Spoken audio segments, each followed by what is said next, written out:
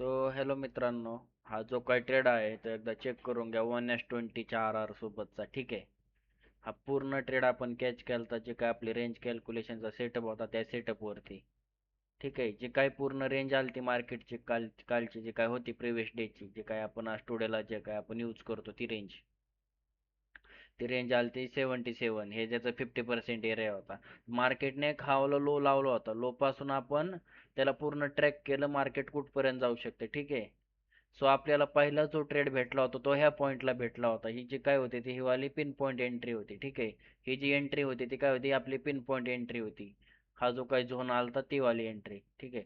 So ती entry कशी घेतली होती आपण, जे काय ह्याचं छोटी रेंज आहे ते आपण काय केलं तर मार्केट ज्या पॉईंट पासून रिव्हर्स झालतं त्या पॉईंट पासून आपण त्या जे काही पॉईंट पासून जी बॉडी असेल त्या बॉडी पासून आपण त्याला ट्रॅक केला, आणि जी काही रेंज आली ते 50%ला आपण इथे एक अप साईडला ट्रेड घेतला होता फर्स्ट वाला.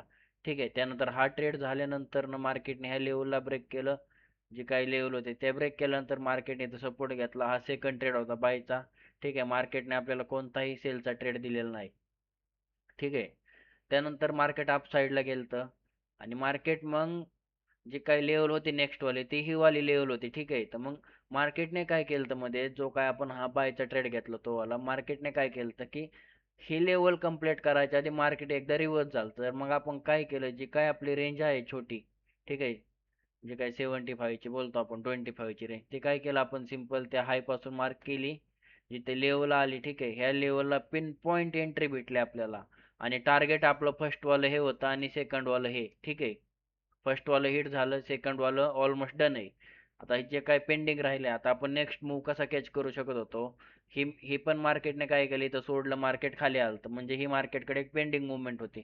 तर मग मार्केट काय करणार होतं, तर एक तर ह्या 50% मधून फिरणार होतं रिटर्न, पण हे काय केलं तर मार्केटने 50%ला ब्रेक केलं. तर 50% ब्रेक केल्यानंतर ना आपण यूज करतो ते 75 ची लेवल, त्याच्या खाली आपण जात नाही कधीच.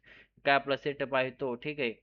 मग आपल्याला एंट्री पॉईंट भेटला तो हा वाला पॉईंट भेटला.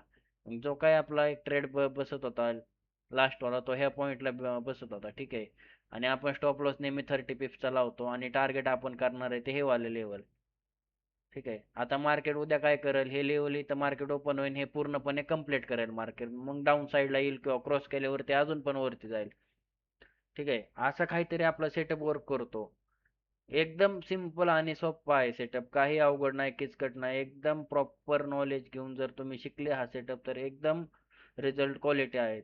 एकदम पिन पॉईंट एंट्री भेटते. असं नाही की 50 पिपचे 60 पिपचे स्टॉप लॉस, गरज नाही. आपण 30 पिपच्या वरती स्टॉप लॉसच लावत नाही. मार्केट आपल्या लेवलला रिस्पेक्ट करतं. लेवलला रिस्पेक्ट केल्यानंतर ना अशी मुवमेंट येते. ठीक आहे.